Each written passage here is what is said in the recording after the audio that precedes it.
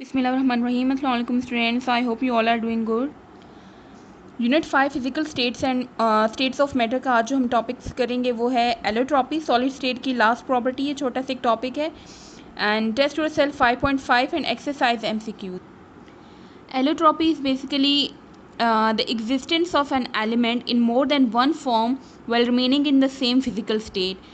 जब कोई भी एलिमेंट एक से ज़्यादा फॉर्म में प्रेजेंट हो इस तरह से कि उसकी फ़िज़िकल स्टेट ना चेंज हो, लाइक अगर वो लिक्विड फॉर्म में है तो जो दूसरी उसकी फॉर्म है उसमें भी वो लिक्विड स्टेट में ही रहे, अगर गैसियस स्टेट में है तो उसकी सेकंड फॉर्म में भी वो गैसियस स्टेट में ही रहे, अगर सॉलिड है तो वो सॉलिड में ही रहे।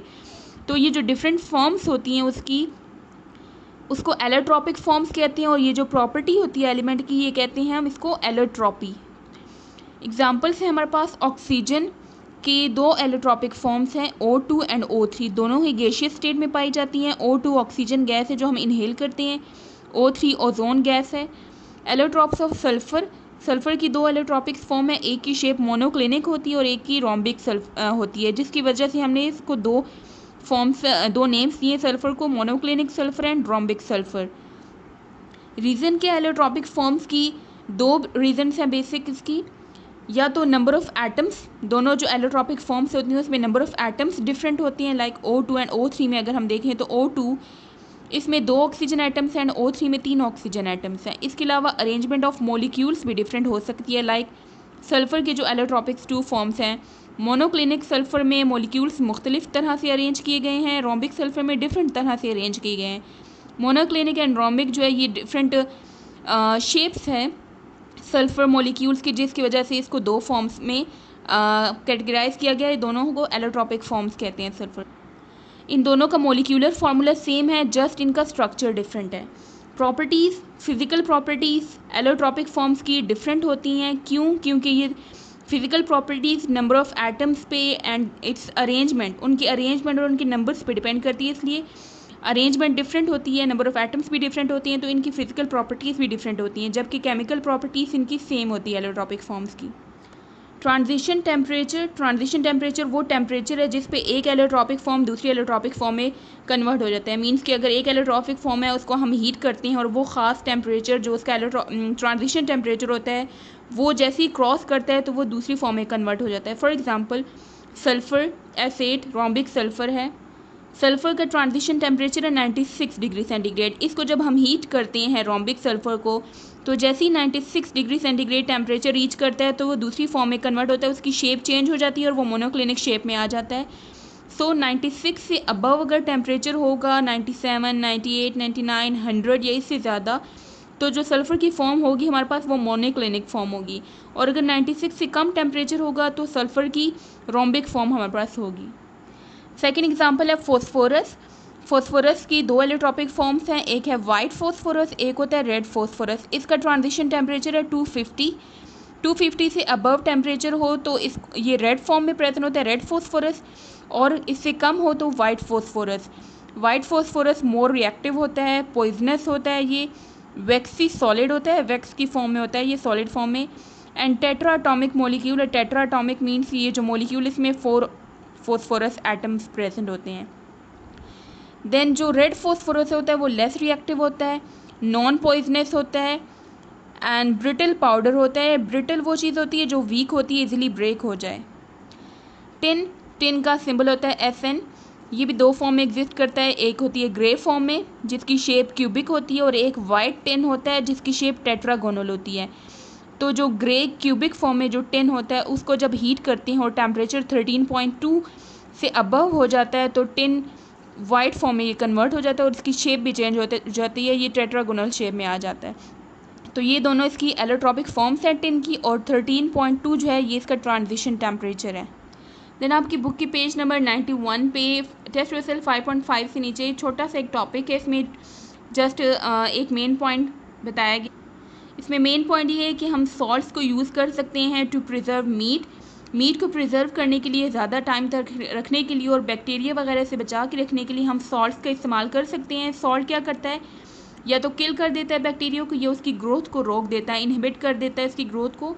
एंड सॉल्ट की जो कंसनट्रेशन चाहिए होती है मीट को प्रिजर्व करने के लिए वो ऑलमोस्ट 20% सॉल्ट होना चाहिए, मीन्स 20% सॉल्ट की कंसनट्रेशन रिक्वायर्ड होती है।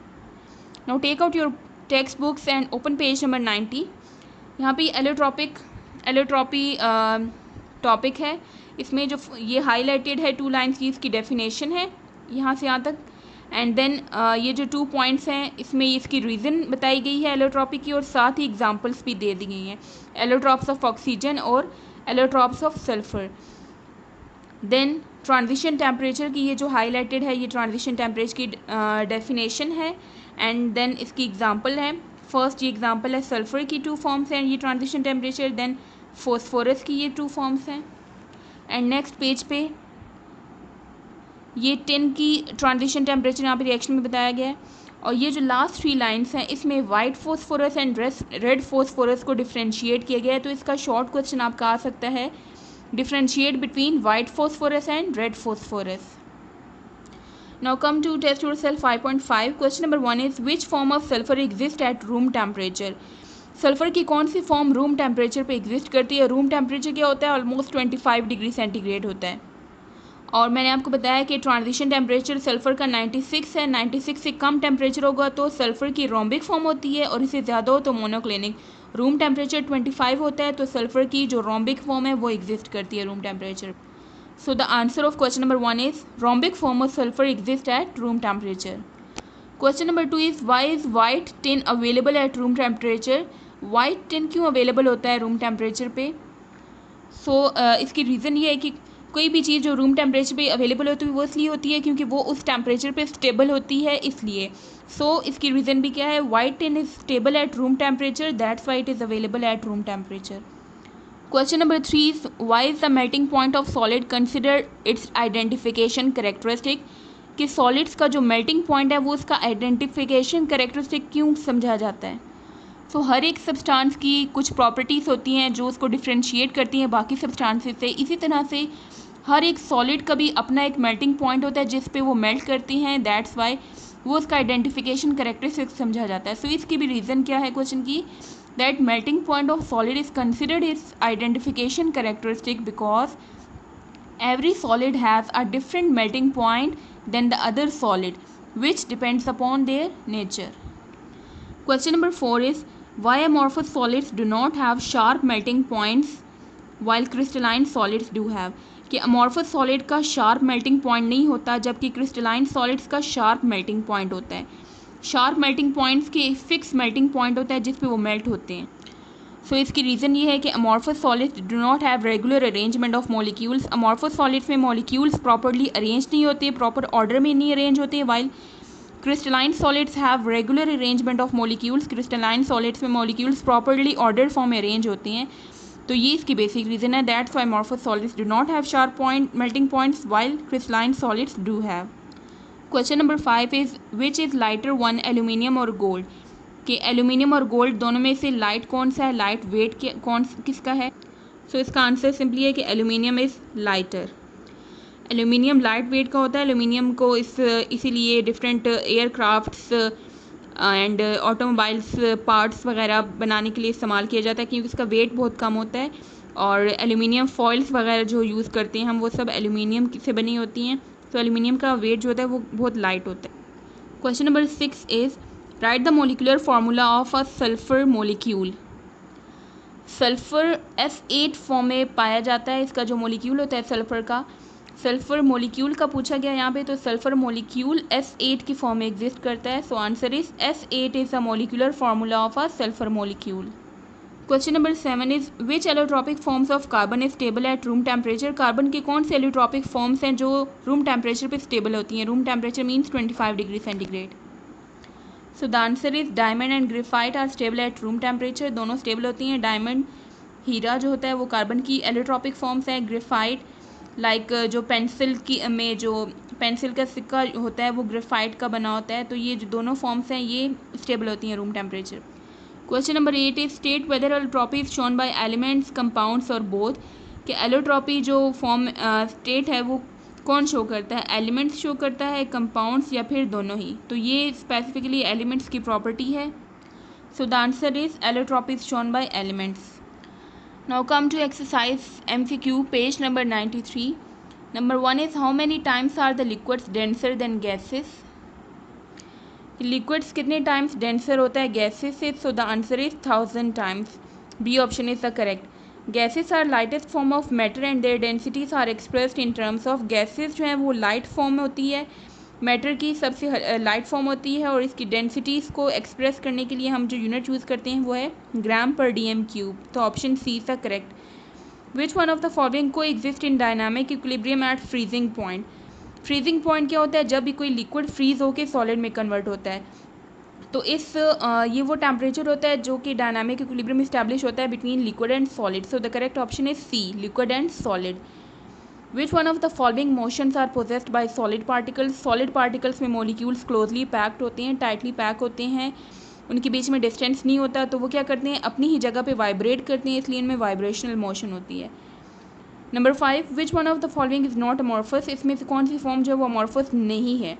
रबर ये भी अमॉर्फस फॉर्म में है, प्लास्टिक भी अमॉर्फस होता है, ग्लास भी अमॉर्फस होता है, ग्लूकोज जो होता है ये क्रिस्टल फॉर्म में प्रेजेंट होता है, तो ये क्रिस्टलाइन सॉलिड है, अमॉर्फस नहीं है। So option is the correct option is D.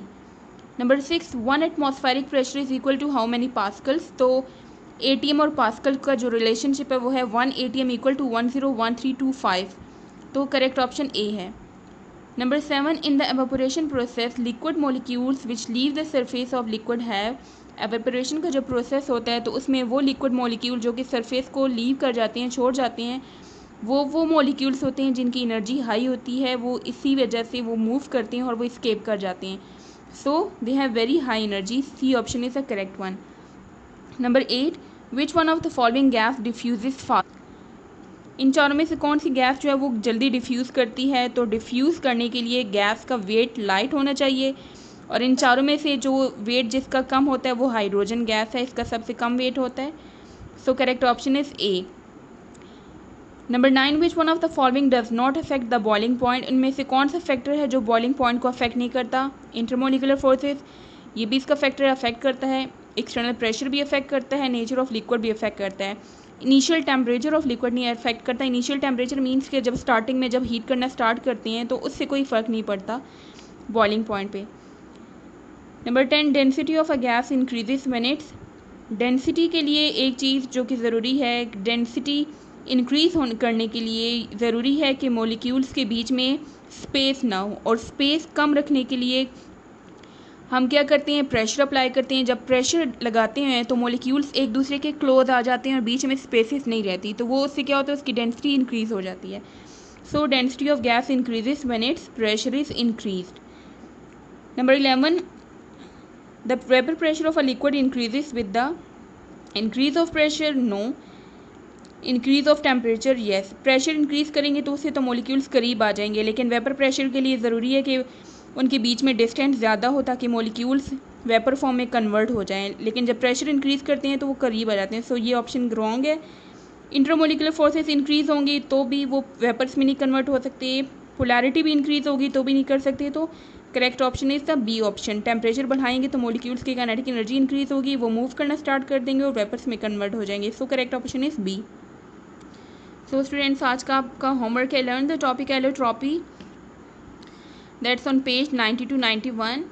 Write and learn, test yourself 5.5 and learn the exercise MCQ. See you next time. Allah Hafiz.